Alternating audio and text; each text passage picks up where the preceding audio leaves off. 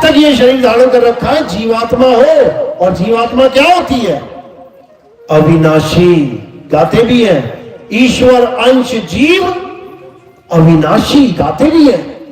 लेकिन अविनाशी होता हुआ किसकी पूजा कर रहा है? नाशवान चीजों की, नाशवान चीजों की पूजा कर रहा है। जिसका एक दिन नाश हो जाएगा उसकी पूजा करने में लगा हुआ है। खुद अविनाशी है, खुद को जान ही नहीं रहा है। पत्थर की पूजा करने में लगा है, पत्थर को भगवान बना लिया इस अविनाशी जीव ने। साहिब समझा रहे हैं, अरे पाथर पूजे हरि मिले तो मैं पूजू पहाड़, और वासे ये चाकी भली जो पीस खाए संसार।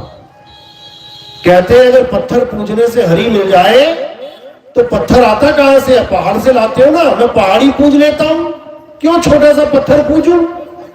भगवान मिलेगा तो बड़ा वाला मिलेगा, छोटा क्यों चाहिए भाई? और अगर पत्थर ही पूजना है तो कौन सा पत्थर पूजो? जो सारे धर्म के लोगों के काम आता है। मंदिर का पत्थर तो केवल हिंदुओं के काम आ रहा है पूजा के। मुसलमान तो ना पूज रहा उसको, सिख भी नहीं पूज रहा, ईसाई भी नहीं पूज रहा। लेकिन एक ऐसा पत्थर है जो सबके काम आ रहा है, उसका क्या नाम है? वासे ये चाकी भली पीस खाए संसार। ये जो चक्की चल रही है ना, आटा गेहूं पीसने वाली, आटा कहां से मिलता है?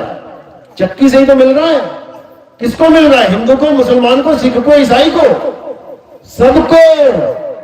गांव में एक चक्की है और चक्की खराब हो जाए तो कौन परेशान होगा? हिंदू, मुस्लिम, सिख या ईसाई? सारे परेशान हो जाएंगे। सब दौड़ेंगे दूसरे गांव में, चक्कर लगाएंगे, भैया यहां कोई चक्की है क्या? हमारे गांव की चक्की तो खराब हो गई। तो वो पत्थर अगर भगवान माना जाए तो फिर भी समझ में आता है कि सारा गांव उसके सहारे चल रहा है। लेकिन मंदिर वाला पत्थर, उसको भगवान मान लिया, ये तो बड़ा गलत हो गया काम। क्यों गलत हुआ? कारण क्या है? क्योंकि वो भगवान जो ने बनाया है पत्थर रूपी, वो अपने मंदिर की भी हिफाजत नहीं कर सकता, वो अपने मंदिर की रक्षा नहीं कर सकता। मंदिर में गल्ला है, रात में चोर है, गल्ला उठा के ले गए। सुबह अखबार में आया कि जी इच्छा पूर्ति मंदिर में गल्ला चोरी हो गया।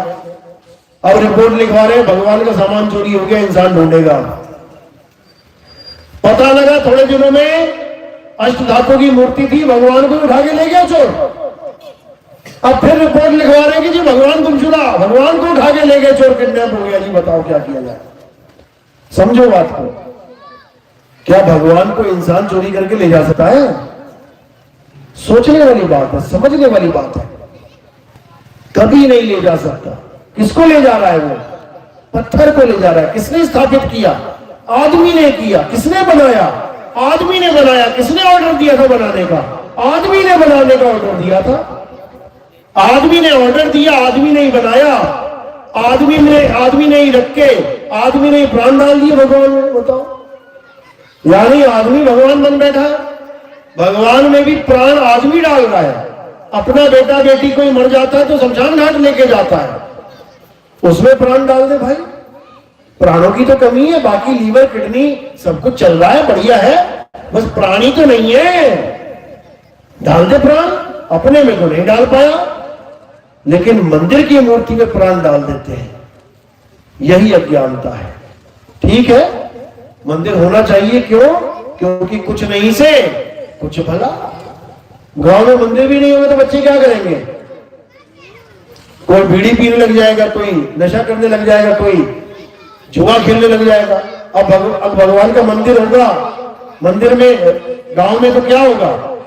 सुबह सुबह जाएंगे मंदिर, चार बातें अच्छी सीखेंगे, नशों से दूर रहेंगे। इतनी बात तो समझ में आती है कि मंदिर जाने से हमारे संस्कार बन जाते हैं। जैसे एलकेजी यूकेजी जाने से हम अंगूठा छाप नहीं रहते, संस्कार बन गए, नाम लिखना आ गया। लेकिन एलकेजी यूकेजी में डॉक्टर नहीं बना जाता। कोई कहे कि एलकेजी यूकेजी में तुम डॉक्टर बन के निकलोगे तो नहीं निकलोगे।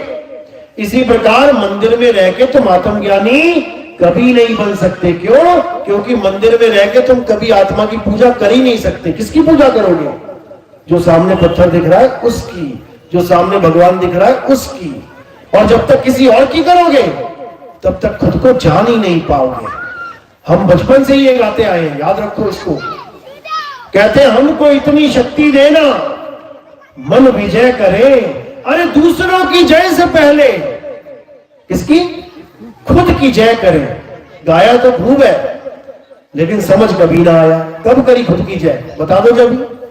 आज तक कभी खुद की जय करी है? किसी का नाम सुधीर है, उसने बोला सुधीर की जय हो। किसी का नाम उमा है, उमा की जय हो की किसी ने कभी?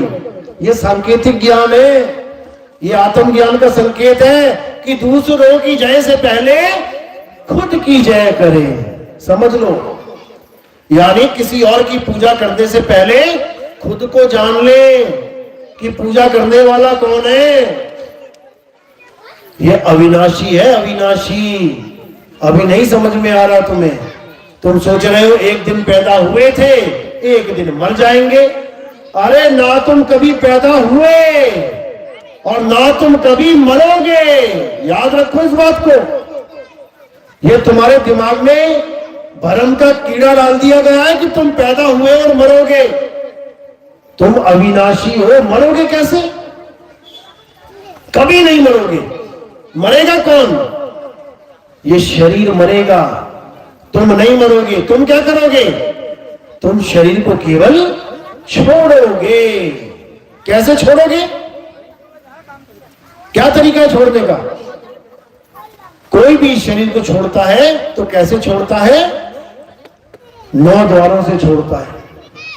कौन से 9 द्वार? 2 कान के द्वार, 2 आंख के द्वार, नाक के द्वार, मुख का द्वार और नीचे लिंग गुदा का द्वार। इसी में से सबका जीव निकलने वाला है। किसी की लैटर निकल जाएगी मरते हुए, किसी का पेशाब निकल जाएगा, किसी की जुबान बाहर आ जाएगी, किसी की आंखें बाहर आ जाएंगी, किसी के कान से नाक से खून निकलने लग जाएगा। जब जोर लगेगा ना शरीर छोड़ने में, जब प्राण पखेरु उड़ेंगे तो इन्हीं दरवाजों में से निकलेंगे कहीं ना कहीं से। अब एक दरवाजा और है जिसको दसम द्वार कहते हैं। ये तो हो गए 9 दरवाजे, 1 2 3 4 5 6 7 8 9, ये हो गए 9 दरवाजे। एक दरवाजा और है दसम द्वार। अगर वहां से भी निकल जाओ तब भी मुक्ति होने वाली नहीं है। लोग सोचते हैं कि, कई योगी सोचते हैं, कई महात्मा लोग सोचते हैं कि दसम द्वार से निकल जाएंगे मुक्ति हो जाएगी। कभी नहीं होगी। कहते हैं दसम द्वार से जीव जब जाए तो स्वर्ग लोक में वासा पाए। स्वर्ग लोक यानी बढ़िया बढ़िया जन्म में आ जाओगे, अमीर बन के आ जाओगे, करोड़पति बन जाओगे। क्यों? क्योंकि दसम द्वार से निकलना कोई बच्चों का खेल नहीं है। उसके लिए योग करना पड़ता है, भक्ति करनी पड़ती है, तपस्या करनी पड़ती है। और तपस्या करके फल क्या मिलता है? तपोराज राजो नरकम। तपस्या करके ही राज मिलता है। यानी तपस्या करी, दसम द्वार से प्राण निकाले, तब जाके कोई राजा महाराजा बनेगा, नहीं तो सब भिखारी बने हुए। तो दसम द्वार से निकलने पर भी मुक्ति नहीं है। तो मुक्ति कहां है? मुक्ति है 11वें द्वार में समाने से। जब 11वें द्वार में समाओगे, अब वो 11वां द्वार कहां है? वो जब गुरु भेद समझाता है तब समझ में आता है कि वो 11वां द्वार कहां पे है। 10 द्वार तो सबने सुने थे, साहिब की वाणी में भी आता है। 10 द्वारे का पिंजड़ा, ये पिंजड़ा है 10 द्वारों का। 9 खुले, 10वां बंद है। 10 द्वारे का पिंजड़ा और तामे बोले पौन। अरे रही भी को अचरज है, उड़ा सो अचरज कौन। एक तोता पाल लो, उस पिंजड़े में एक दरवाजा होता है। अगर वो 5 सेकंड के लिए भी खुला रह गया और तुम इधर उधर हो गए कहीं पे, तो तुम्हें तोता मिलेगा क्या पिंजड़े में? फुर्र हो जाएगा, एकदम निकल जाएगा। सोचो वो एक दरवाजा होता हुआ एक से ही निकल गया, खुला मिल गया दरवाजा उसको। हमारे तो 9 खुले हुए हैं। आंख खुली है, कान खुली, नाक खुली, मुंह खुला है, सब खुले ही खुले हैं। फिर भी ये जीव इस पिंजड़े को छोड़ के नहीं जा रहा है। कहते चला भी गया, मृत्यु हो भी गई, तो अचरज क्या है इसमें? वो तो निकलना ही है। दरवाजे खुले। तो कहने का मतलब हम शरीर छोड़ते हैं, मरते नहीं है। तभी हम लिखवाते हैं पिताजी का स्वर्गवास हो गया, माता जी का स्वर्गवास हो गया, सब लिखवाते हैं। और सबसे अच्छी बात है कि भारत देश में ऐसा कोई माता पिता भाई बहन है ही नहीं जो कभी नरक चला जाए। सबको स्वर्गवास की टिकट मिली हुई है। वो पूरे गांव का सबसे बड़ा नशेड़ी, सबसे बड़ा अमली, सबसे बड़ा लड़ाका, सबसे बड़ा गालीबाज, सबसे बड़ा चोर, सबसे बड़ा डाकू क्यों ना हो, उसके मरने के बाद क्या लिखवाएंगे? पिताजी का स्वर्गवास हो गया। भैया अगर ये स्वर्ग चला गया ना तो बाकी तो पता नहीं कहां जाएंगे। यानी इतना आसान समझ लिया है स्वर्ग भेजना हम लोगों ने कि मरते जाओ और स्वर्ग जाते जाओ। पंडित जी को भी पता है कि ये सबसे बेकार आदमी था इस गांव का, लेकिन मजाल है कि उसकी पाठ में जो गरुड़ पुराण का पाठ हो रहा है उसमें बोल दे एक बार कि ये बहुत दुष्कर्मी प्राणी था, ये स्वर्ग नहीं नरक जाएगा। बोल के दिखाए पंडित जी।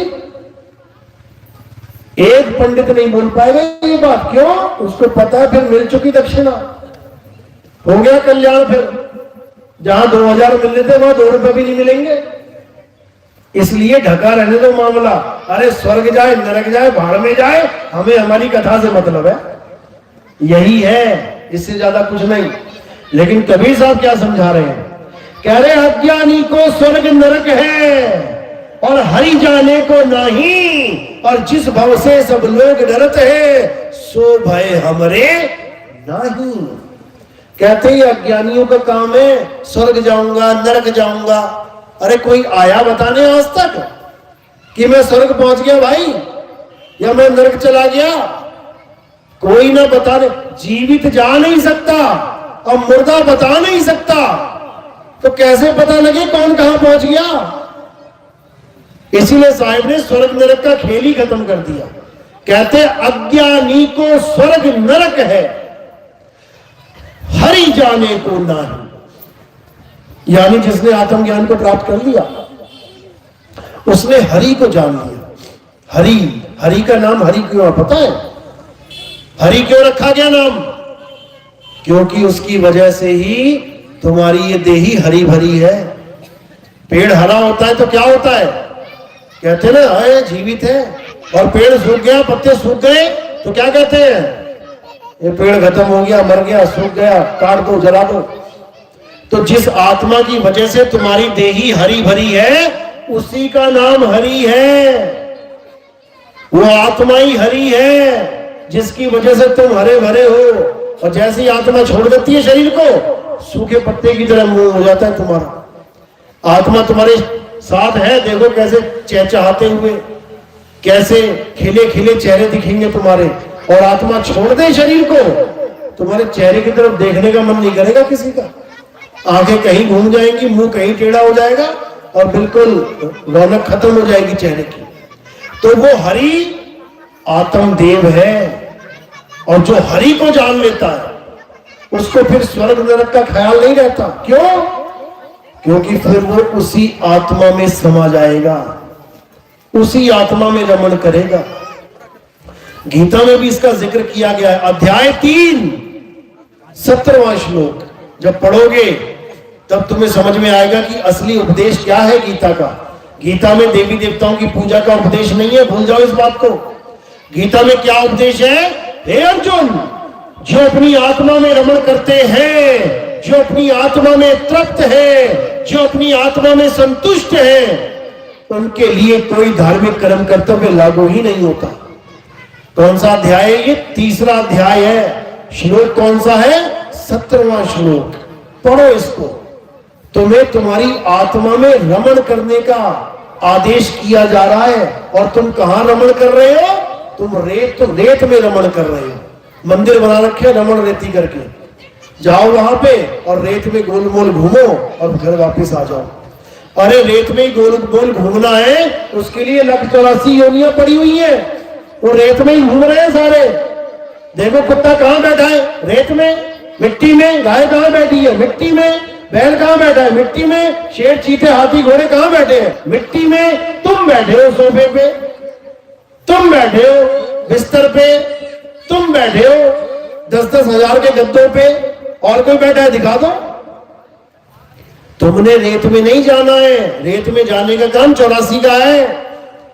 तुमने आत्मा में रमण करना है। और कैसे कर पाओगे?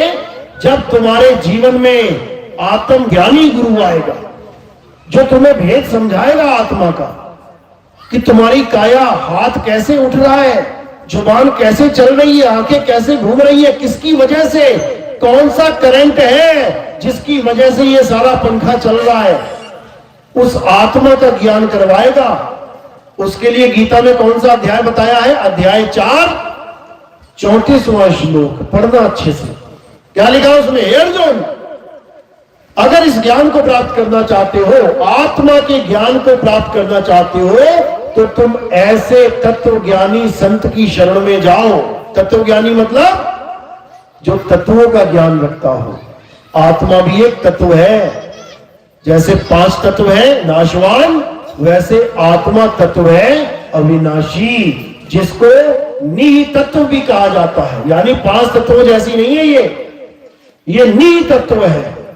लेकिन उसके ज्ञान को भी तत्व ज्ञान समझाने के लिए बोला जाता है। तो कहते हैं ऐसे गुरु की शरण में जाओ जो तत्व ज्ञानी हो, वही तुम्हें तुम्हारी आत्मा का ज्ञान समझा सकता है। एक बार आत्मा का ज्ञान हो जाने पर तुम कभी नाशवान तत्वों में नहीं भ्रमण करोगे, कभी अज्ञान को प्राप्त नहीं कर पाओगे। यानी जिसको नहीं पता करंट कैसा होता है, उसके सामने तुम लाख बार कह दो करंट ऐसा है, करंट वैसा है, वो सुन तो लेगा तुम्हारी बात, लेकिन कभी समझ नहीं पाएगा कि आखिर ये बात कर किसकी रहा है, ये करंट होता कैसा है। जैसे 1 घंटा हो गया मुझे आत्मा आत्मा आत्मा करते हुए, सुन सब रहे हैं आत्मा आत्मा आत्मा, लेकिन कुछ लोग के चेहरे देख रहा हूं मैं, सोच रहे हैं यार क्या आत्मा आत्मा लगा रखा है, क्या है ये आत्मा। क्यों नहीं समझ पा रहे हो? क्योंकि तुमने कभी आत्मा को जाना नहीं है। इसी प्रकार जिसने कभी करंट का झटका खाया नहीं, उसके सामने तुम लाख बार कह दो अरे करंट बड़ा खतरनाक होता है, करंट बड़ा झटका मारता है, करंट लग जाए तो हालत खराब, वो समझ ही नहीं पाएगा कैसे हालत खराब होती है। किस किस को करंट नहीं लगा? कभी हाथ खड़ा करो जरा। आज तक किसी को करंट ऐसा है कोई जिसको नहीं लगा? सभी करंट खाए बैठे हैं, सभी करंट खाए बैठे हैं। एक भी अगर ऐसा होता ना जिसे नहीं लगा, एक लड़की ने उठाया, तुम्हें लगा करंट? लग चुका? नहीं लगा। अब इससे तुम पूरे दिन पूरी रात पूछते रहो कैसा होता है करंट, ये तुम्हें कभी बता नहीं सकती, ये बता नहीं सकती कि कैसा होता है करंट। लेकिन अगर इसको करंट का ज्ञान चाहिए तो बेटा वो है स्विच, बस एक बार छू के देख ले, एक बार छुएगी सारी उम्र नहीं भूलेगी कि करंट क्या होता है। उसके बाद जहां भी करंट का नाम आएगा ऐसे कान खड़े हो जाएंगे, अरे भाई बड़ा खतरनाक है ये तो, समझ लो। ये आत्मज्ञान केवल उसको समझ में आता है जो आत्मा को जान चुका है। बाकी केवल जिज्ञासावश सुनते हैं, जिज्ञासावश पंथ में जुड़ते हैं कि मैं भी चाहता हूं आत्मज्ञान, मुझे भी पता लग जाए कि आत्मा होती कैसी है। इसीलिए संतों के पास जाते हैं लोग कि जो संत ज्ञान लेके बैठा है, मुझे क्यों नहीं हुआ आज तक ये ज्ञान। अरे करंट तो मेरे पास भी है, तभी तो मेरा शरीर चल रहा है। 1 लाख पंखे हैं, 1 लाख पंखे करंट से चल रहे हैं। बताओ एक पंखा दूसरे पंखे के पास जाएगा क्या करंट लेने? सबके पास है, लेकिन अज्ञानतावश एक पंखा दूसरे की पूजा कर रहा है कि तू भगवान तू भगवान। अरे तू भी भगवान है, तेरे पास भी करंट है, तू अपने करंट को जान, दूसरों की पूजा छोड़। समझ लो, यही साहिब समझा रहे हैं। अरे सब घट मेरा साइया, सुनी सेज न कोय, और बलिहारी वा घट की जिस घट प्रगट होए। कहते बलिहार जाता हूं मैं उस घट के जिसमें आत्मज्ञान प्रकट हो जाए। जहां आत्मज्ञान प्रकट हो गया वहीं परमात्मा का वास है, कहीं जाने की जरूरत नहीं पड़ेगी, नहीं पड़ेगी। तो इसीलिए कहीं जाने की जरूरत नहीं है, जहां तुम बैठे हो वही आत्मा है, जहां पंखा चल रहा है वही करंट है, कहीं जाने की जरूरत नहीं है। बस करना क्या है, आत्मज्ञानी गुरु की शरण में आना है, उससे ज्ञान प्राप्त करना है। वो तुम्हें समझाएगा कि तुम्हें तुम्हारा आत्मज्ञान कैसे प्राप्त हो। उसके बाद हर उस चीज को त्याग देना है जो आत्मा से जुड़ी नहीं है, उसकी पूजा नहीं करनी है। जैसे पत्थर, कोई भी भगवान हो, कोई भी गुरु हो, कोई भी देवी देवता हो, अगर तुमने उस पत्थर को टेढ़ा कर दिया, कितने घंटे में सीधा हो जाएगा, कितने दिन में सीधा हो जाएगा, कितने हफ्ते में सीधा हो जाएगा, कितने महीने में, कितने साल में, कितने युग में, सारे युग खत्म हो जाएंगे, सीधा नहीं होगा। और तुम्हें बकरी के बच्चे को टेढ़ा कर दो, कितनी देर में सीधा हो जाएगा। तुम जैसी करके उठोगे वो तुमसे पहले, छोड़ने से पहले खड़ा हो जाएगा। क्या फर्क है कि भगवान कैसे सीधा नहीं हो पाया जबकि प्राण भी डाल दिए, और एक बकरी का बच्चा 2 सेकंड में सीधा हो गया। क्या कारण है, क्या है बकरी के बच्चे में? आत्मा। और क्या नहीं है भगवान की मूर्ति में? आत्मा। अगर भगवान की मूर्ति में आत्मा होती तो तुम्हारे छोड़ने से पहले खड़ी हो जाती। एक बार कबीर साहब को भी उनके गुरुजी ने पूरा परिवार दे दिया भगवान का, राम जी, लक्ष्मण जी, सीता जी, हनुमान जी, जितने भी जी हैं सब पकड़ा दिए। बोले जाओ गंगा में स्नान करवा के लेके आओ भगवानों को। कबीर साहब के गुरु पता है ना कौन थे? रामानंद स्वामी। कट्टर मूर्ति पुजारी थे वो, और कबीर साहब मूर्ति पूजा नहीं करते थे। तो गुरुजी ने कहा जाओ इन मूर्तियों को, भगवानों को नहला के लाओ गंगा नदी में। काशी में थे, चले गए। सुबह सुबह का समय था, सुबह हो गई, दोपहर हो गई, शाम हो गई। गुरुजी कह रहे भैया कहां रह गया ये? अरे देखो कहां रह गया ये कबीर, ये सुबह से गया नहलाने, अभी तक लेके नहीं आया नहला के। सब ढूंढने लग गए, गुरुजी भी चल पड़े ढूंढने। दूर से देखा वो बैठा है, पहुंच गए गुरुजी। अरे भाई तुझे कहा था तू भगवानों को नहला के लेके आ, लेके क्यों नहीं आया? कहते मैं क्या करूं जी, आ ही नहीं रहे हैं। मैंने तो नहलाने के लिए डाल दिया गंगा में, और मैं तो इंतजार कर रहा हूं, सुबह से दोपहर हो गई, दोपहर से शाम हो गई, वो निकल ही नहीं रहे, तो मैं क्या करूं गुरुजी? कहते अरे भैया ये चेला कहां से मिल गया? समझो, जो नहा के खुद बाहर नहीं आ सकते तुम उनकी पूजा कर रहे हो, और जो तुम्हें नहला रहा है, तुम्हारी वजह से मंदिर को नहला रहा है, उसको तुम जान नहीं रहे। कौन है वो? आत्मा। तुम नहा रहे हो ना सुबह सुबह, किसकी वजह से? आत्मा की वजह से इस शरीर को नहला रहे हो, और इसी शरीर से फिर मंदिर को नहला रहे हो। दे बाल्टी पे बाल्टी, दे पानी पे पानी, दे भगवानों के ऊपर भी पानी। किसकी वजह से? आत्मा की वजह से। तो जिसकी वजह से सब नहा रहे हैं तुम उसी को नहीं जानते हो, उसको जानो। और जिस दिन उसको जान जाओगे उस दिन तुम्हें गीता का सार समझ में आ जाएगा। क्या कहते हैं कृष्ण जी? यदा यदा ही धर्मस्य ग्लानिर् भवति भारत अभ्युत्थानम् अधर्मस्य तदात्मानं सृजाम्यहम्। कि जब जब धर्म की हानि होती है, अधर्म बढ़ जाता है, तब तक मैं अवतार लेके आता हूं इस दुनिया में धर्म की स्थापना करने के लिए, ज्ञान बांटने के लिए। फिर समझा रहे हैं कि सबसे बड़ा ज्ञान क्या है, किसकी पूजा करनी है।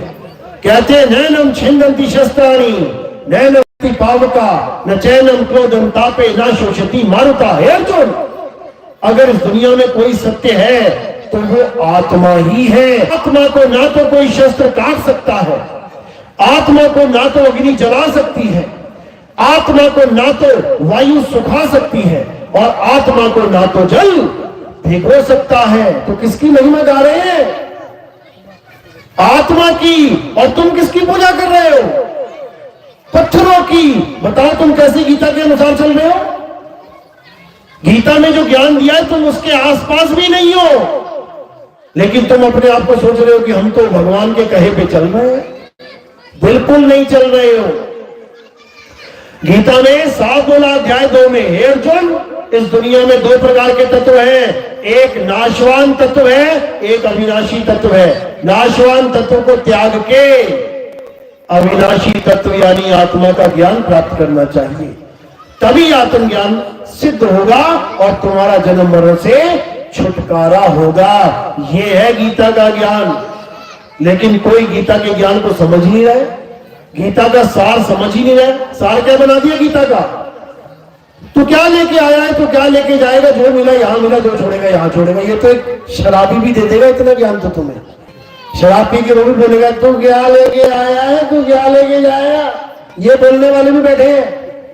फिर तो वो कृष्ण जी का अवतार वही होगा, सार बोल रहा है। गीता का सार कौन बोल सकता है? कृष्ण ही बोल सकते।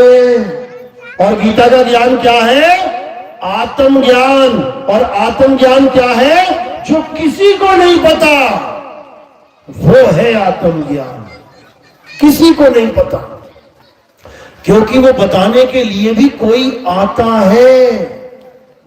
वो आएगा, बताएगा, तब तुम समझ पाओगे कि आत्मज्ञान क्या होता है। ये कोई गली में मोहल्ले में पड़ा हुआ ज्ञान नहीं है कि मैं जा रहा था मुझे रास्ते में मिल गया। ये परमात्मा का ज्ञान है। ये ऐसे नहीं मिलता। बड़े भाग होते हैं। साहिब कहते हैं अरे लाखन में कोई समझ न पई है और कोटि मध्य जानेंगे। तो कहे कबीर सुनो भाई साधु, हमें बिरले हंस पहचानेंगे। कहते कोई बिरला होता है करोड़ों में जो समझ पाता है कि ये आत्मज्ञानी गुरु मुझे क्या समझाना चाहता है। बाकी किसी को पता ही नहीं लगता ये बोल क्या रहा है। ऊपर से जाती है सारी बातें। जिस पर मालिक की कृपा हो वही समझ पाता है कि आखिर ये चाहते क्या है गुरु जी, क्या बताना चाहते हैं मुझे। मेरी बातें समझ में आ रही हैं? किस किस के समझ में आ रही है? हाथ खड़ा करो। एक बार फिर से हाथ खड़ा करो। बहुत बढ़िया, ज्ञानी पुरुष हो गए सारे। अभी जन्माष्टमी आ जाएगी ना, अभी सब मंदिर में ढोलकी बजाते मिलेंगे। सारा ज्ञान में छू मंत्र हो जाएगा। आत्मा वात्मा, कौन सी आत्मा, कैसी आत्मा। जो ढोलकी बजा के गाना गाएगी ना वो आत्मा ही है, उसको जानना है। चलो, तो आज का सत्संग यही समाप्त करते हैं।